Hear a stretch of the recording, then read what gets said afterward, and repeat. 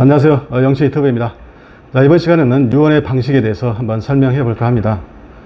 자, 우리가 재산을 많이 가지고 있어도 걱정, 또 재산이 없어도 걱정이죠. 특히 이제 재산이 많은 경우에 우리 자녀들에게 어떻게 재산을 나눠줄 것인가, 이것도 굉장히 중요하죠. 내가 생을 마감하게 되면은 우리 그 자식들 간에 혹시 재산을 두고서 서로 다툼이 일어나지 않을까. 심하게는 이제 법적 분쟁까지 가서 이 형제가 아닌 형제같이, 즉 남같이 이렇게 지내게 되는 그런 상황이 벌어지지 않을까, 그런 걱정도 많이 하게 됩니다. 그래서 유언은 주로 이제 그 상속 재산을 어떻게 분배를 할 것인가, 즉 상속 재산을 어떻게 나눠질 것인가에 대해서 유언을 많이 하지만은 꼭 그 유언이 그런 것에 한정돼서 하는 것은 아니죠.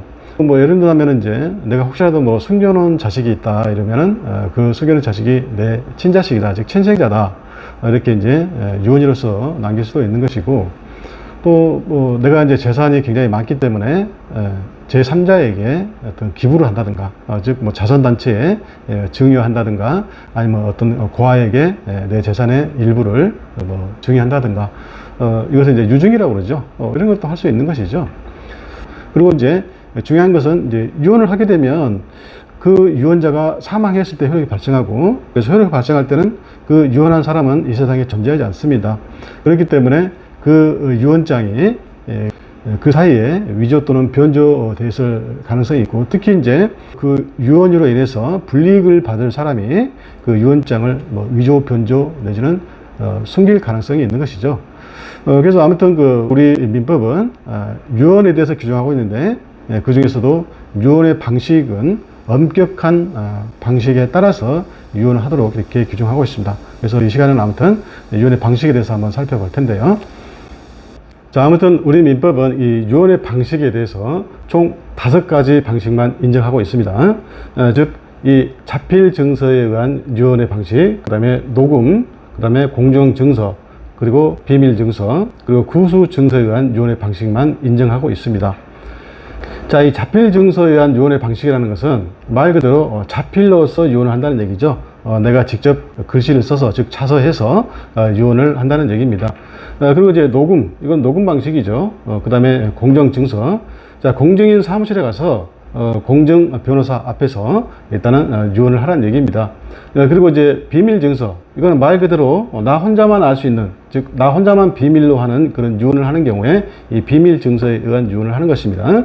그리고 이제 이 자필 증서, 녹음, 공정 증서, 비밀 증서, 이 4가지 방식에 의해서 유언을 할 수 없는 어떤 급박한 상황이 있다든가, 또 질병을 앓고 있어서 내가 이런 유언을 할 수 없다, 이런 경우에는 이제 구수 증서에 의한 유언을 한다는 얘기입니다. 즉 내가 말로써 유언을 하고 거기에서 증인들이 그것을 받아 쓰는 이런 구수 증서에 의한 유언의 방식이 있습니다. 자, 그래서 여기 이제 각 유언의 방식은 잠시 후에 이제 자세히 설명할 거고, 특히 이제 자필 증서를 가장 많이 이용하기 때문에 여기에 대해서 좀 자세히 설명할 겁니다. 아무튼 이제 유언의 방식은 총 5가지 종류가 있고, 이런 5가지 종류 중에서 한 가지를 선택해서 유언을 할 수 있고요. 자, 그 이외의 방식을 취해서 유언을 하게 되면은 그 유언은 무효입니다. 그리고 또 이 5가지 방식 중에서 한 가지를 선택해서 유언을 하더라도 그 법에 정해진 그 요건을 한 가지라도 흠결하게 되면 그 유언은 또 무효입니다. 아무튼 이 유언의 방식은 총 5가지 종류로 이렇게 한정되어 있다는 것, 이것은 굉장히 중요합니다. 자, 이렇게 유언의 엄격한 방식을 요하는 이유는, 자, 그 유언자가 사망해야 유언의 효력이 발생하죠. 그래서 그 사이에 그 다른 사람이 유언장을 위조 변조한다든가, 아니면 파기시킨다든가, 훼손을 한다든가, 아니면 이제 숨길 가능성이 있습니다.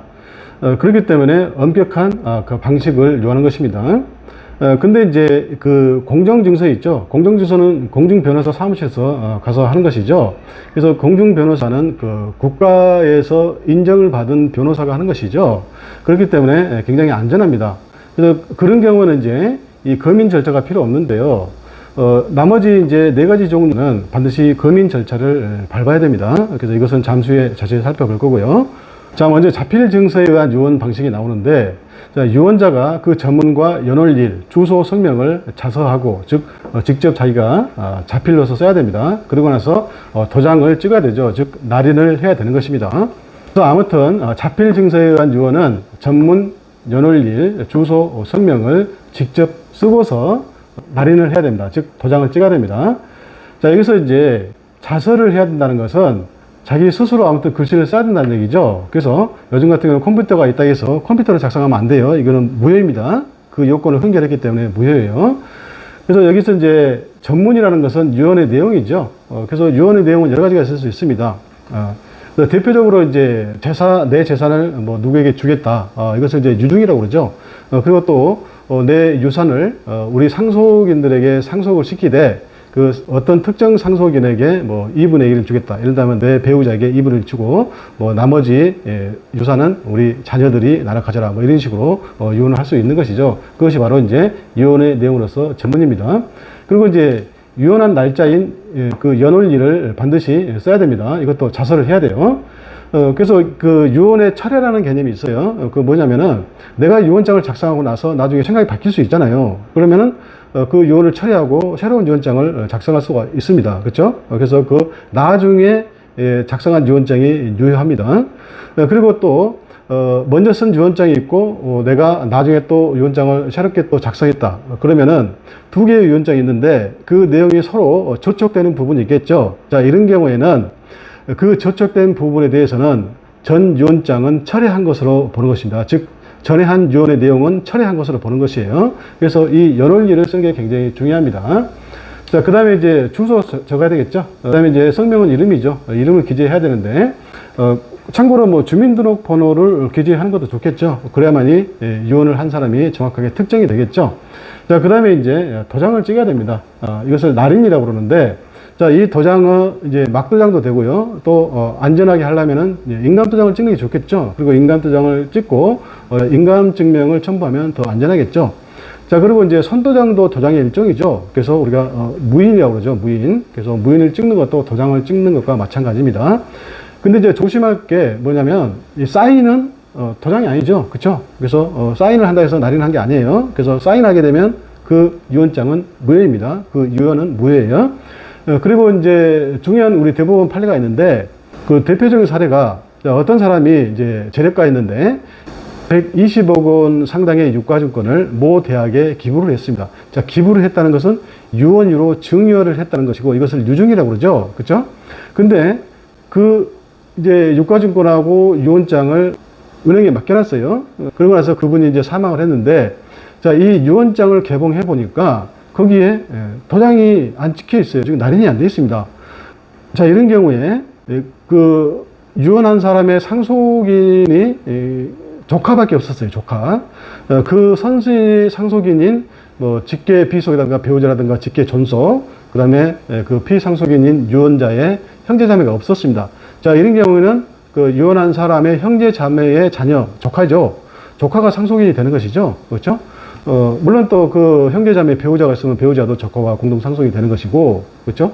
그래서 그 조카가 상속인이었는데, 일단은 유가증권을 모 대학에 유증을 했기 때문에, 유언주로서 유증을 했기 때문에, 이 조카가 이제 그 모 대학을 상대로 소송을 제기했습니다.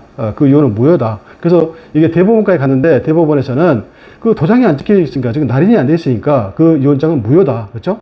그렇기 때문에 결국은 그 조카가 120억 원의 유가증권을 상속한 것입니다. 그래서 도장을 찍는 게 굉장히 중요하죠. 자, 그리고 이제 이 자필 증서를 작성했는데, 자, 이 자필 증서에 그 들어간 유언의 내용을 다시 새롭게 삽입한다든가 아니면 삭제한다든가 또는 변경을 할 때는 그 유언을 한 사람이 스스로 글씨를 쓰고 즉 자서하고 또 도장을 찍어야 된다는 얘기입니다. 자, 이 자필 증서에 의한 유언은요, 그 5가지 유언의 방식 중에서 가장 많이 사용하는 방식입니다. 왜냐하면은 그 다른 4가지 유언의 방식 같은 경우는 증인이 필요한데 자필 증서 같은 경우는 증인이 필요 없어요. 그리고 다른 비용도 안 들어가잖아요. 그렇죠? 그래서 쉽고 편하게 이렇게 자필 증서에 의한 유언을 할 수 있기 때문에 굉장히 가장 많이 이용되고 있습니다. 그런데 이제 이 자필 증서는 증인이 없이 혼자 이렇게 작성했기 때문에 이제 잘 숨겨놔야 되겠죠. 아니면 믿을 만한 사람에게 이렇게 맡겨놔야 되겠죠. 그래서 그 유언장 보관 장소도 중요하고 이제 다른 사람에게 맡기게 되면 그 보관인도 굉장히 중요합니다.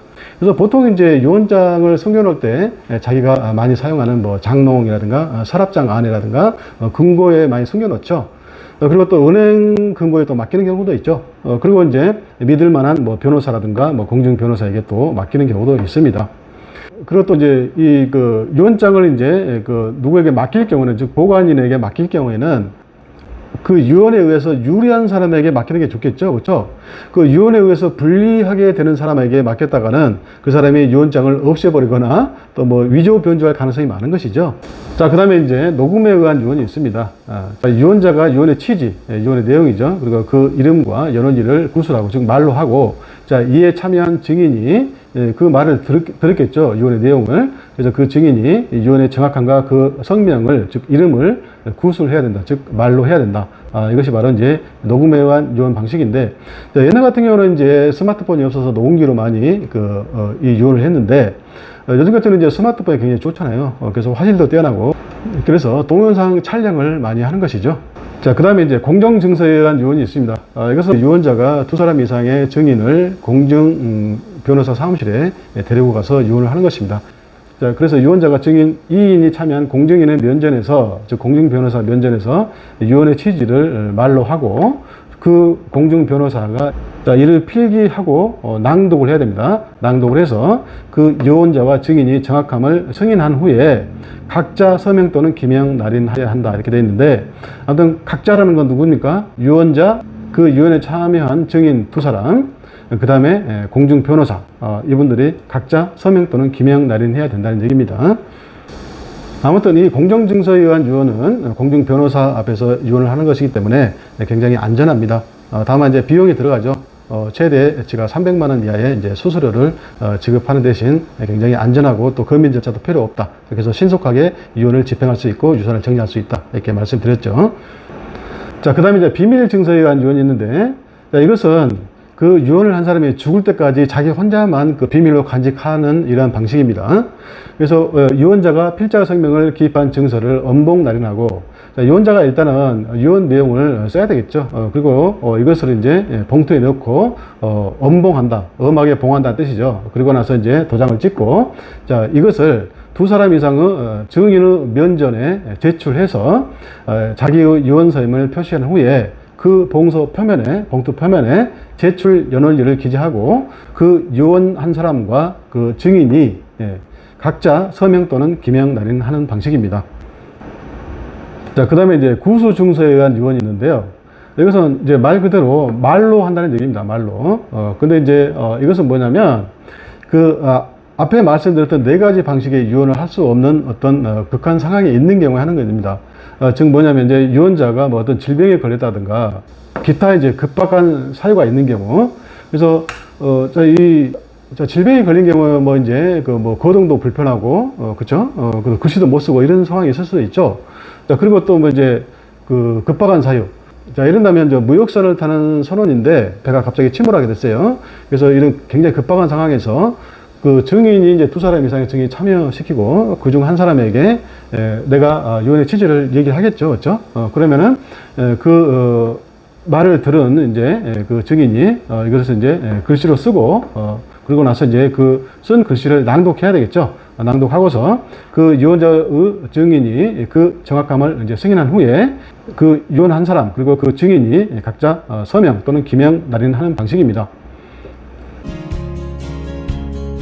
아무튼 유언은 방금 말씀드렸던 5가지 방식에 따라서 유언을 해야만이 유효하고, 그 방식 이외의 방식으로 유언을 하게 되면 무효입니다. 그리고 그 5가지 방식 중에서 한 가지를 선택해서 유언을 할 때 그 방식의 요건이 있는데, 그 요건을 정확하게 지켜야만이 유효하고, 그 요건 중에 한 가지라도 빠뜨리면, 즉 흠결이 있으면 그 유언은 무효입니다. 그리고 더 나아가서 그 유언을 할 때 이제 증인이 필요한 유언의 방식이 있었죠. 즉 자필 증서에 의한 유언은 증인이 필요 없는데, 그 이외의 나머지 4가지 방식에 의한 유언 같은 경우는 증인이 반드시 있어야 됩니다. 증인이 없이 유언을 했다고 하면 그 유언은 무효입니다. 그리고 그 증인이 아무나 증인이 될 수 있는 것이 아니고, 증인 능력이 있어야 됩니다. 유언의 증인 능력이 있어야 되고, 그 증인 능력이 없으면 증인 결격 사유가 있다, 이렇게 표현합니다. 그래서 이 증인 결격 사유가 있는 자가 유언에 참여하게 되면 그 유언은 무효입니다. 그래서 그 증인 결격 사유로서 일단은 미성년자는 증인이 될 수 없어요. 자, 그 다음에 이제 2번째는 피성년 후견인과 피한정 후견인인데, 이거는 이제 설명드리려면 시간이 길어요.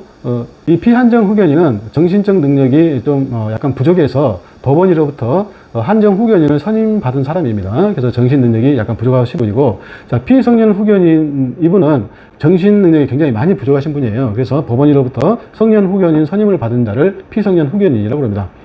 그래서 이런 분들은 정신 능력이 부족하기 때문에 이 증인이 되면 안 되겠죠. 그렇죠? 그리고 세 번째, 유언으로 이익을 받을 사람. 그리고 그의 배우자와 직계 혈족. 자, 이런 분들은 유언으로 이익을 받을 사람이기 때문에 만약에 증인으로 참여하게 되면은 그 유언을 조작할 수 있겠죠. 그리고 유언장을 뭐 위조한다든가 변조한다든가 아니면 훼손시킬 가능성이 있는 분들입니다. 그래서 유언에 참여하면 안 됩니다.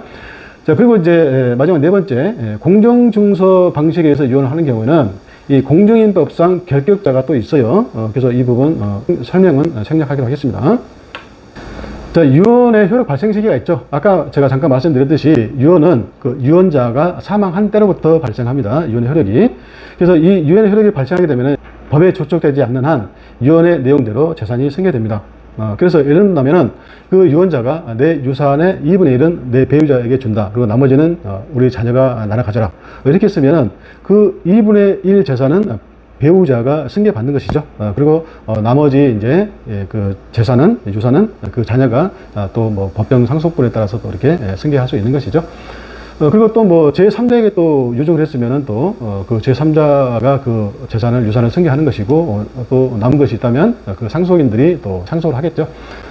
자, 그리고 중요한 것은 이제 유류분 문제입니다. 자, 유류분에 대해서는 제가 이미 예전에 동영상으로 업로드 해 놓은 거 있어요. 그쪽 부분 참고하시고. 자, 유류분이라는 것은 뭐냐면, 자, 이렇게 이제 그 어떤 사람이 사망하게 되면 이 사람을 이제 피상속인이라고 그러는데, 그 피상속인의 재산을 상속할 수 있는 자격이 있는 사람이 상속인이잖아요. 그러면 상속인은 법정 상속분이 있죠. 근데 이 피상속인이 생전에 이제 유언을 했어요. 유언으로 증여를 했습니다. 그러면 재산의 일부를 다른 사람에게, 즉 특정 상속인이라든가 아니면 제3자에게 유증을 해버리면, 그러면 이 상속인들은 자기 법정 상속분대로 상속을 못 받잖아요. 그리고 또 전부 다른 사람이 유증을 해본다든가 특정 상속인에게 전부 유증을 해버리면 나는 전혀 법정 상속분의 상속을 하나도 받지 못하게 됩니다. 그래서 이런 경우에는 그 법정 상속분 중에서 최소한의 상속분을 내가 주장할 수 있게 만들어 놓은 것이 바로 유류분 제도입니다. 그래서 그 유류분 문제가 남을 수 있어요. 그래서 유증을 받은 사람에게 내 법정 상속분 중에서 유류분을 주장해서 그 유류분만큼의 반환을 청구할 수 있는 것입니다. 자, 조금 전에 제가 지나가는 말로 이렇게 잠깐 금인 절차에 대해서 말씀을 드렸었는데, 자, 이 금인 절차는 넓은 의미에서 법원의 재판의 종류입니다. 그래서 이제 유언이 있고 유언자가 사망하게 되면은 이 법원에 이제 유언장을 제출해서 그 유언에 대해서 상속인들이 인정을 할 것인가 아니면 이의 신청을 할 것인가 이런 문제입니다.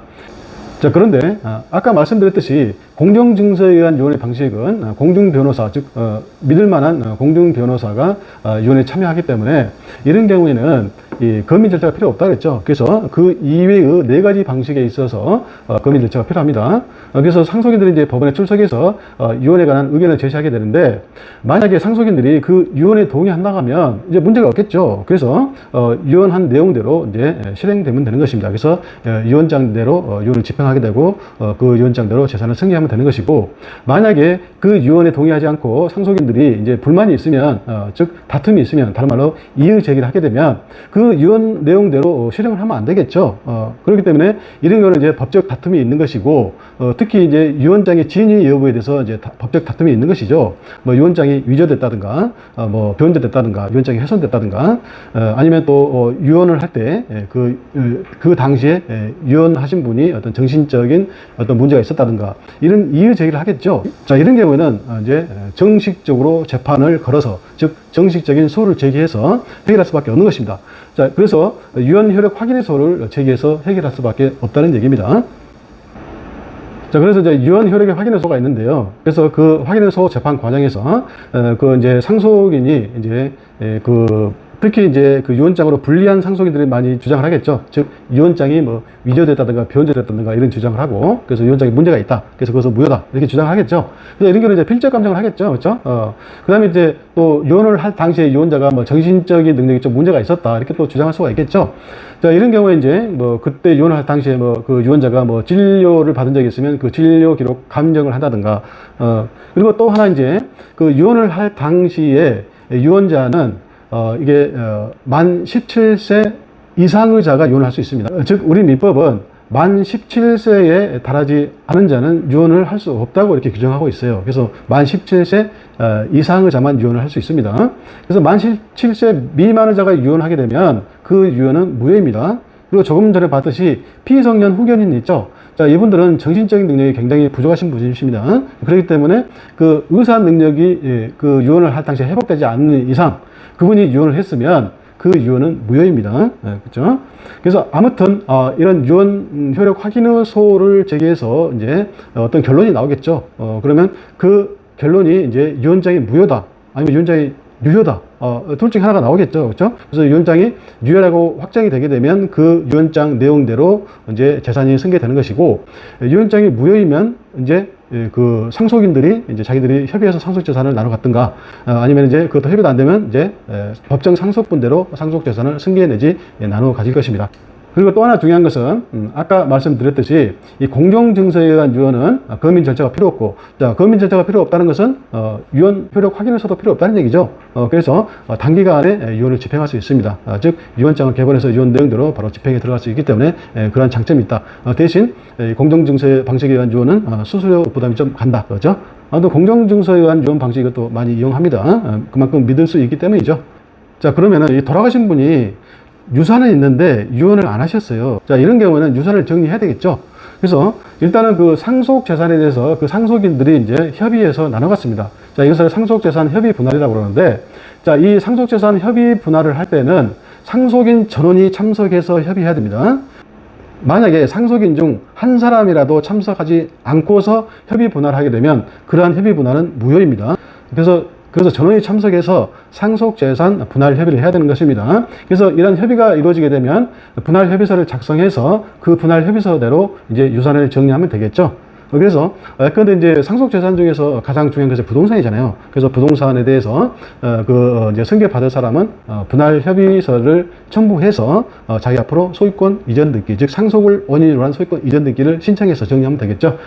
자, 그런데 이제 협의가 안 됐어요. 그렇죠? 서로 이제 많이 가져가려고 그런 거죠. 그렇죠? 그래서 서로 양보를 안 하기 때문에 이제 이때는 협의가 안 되고요. 그래서 이때는 이제 법에 정해진 상속분대로, 즉 법정 상속분에 따라서 상속을 할 수밖에 없는 것이죠. 그런데 이런 경우에 이제 특히 이제 어떤 상속 재산을 늘리는데 기여하신 분의 기여분이 있을 수 있고, 또 그 상속 재산 중에서 뭐 결혼 자금을 받았다든가 사업 자금을 받았다든가 특별 수익에 또 문제가 있습니다. 자, 이런 것을 고려해서 법정 상속분에 따라서 재산을 나눠갔는데, 자, 또 하나 돌아가신 분이 사전에 유언유로 하지 않고 다른 사람에게 증여를 했다. 이건 사전 증여라고 그러는데, 자, 이런 경우에도 또 유류분의 문제가 발생할 수 있겠죠. 그렇죠? 그래서 아무튼 이런 식으로 법정 상속분에 따라서 재산을 정리하면 되는 것입니다. 자, 지금까지 유언의 방식 그리고 기타 부수적인 내용을 설명을 드렸는데요. 긴 시간 동안 이렇게 시청해 주셔서 감사합니다. 다음 시간에는 더욱더 좋은 내용으로 여러분 찾아뵙도록 하겠습니다. 감사합니다.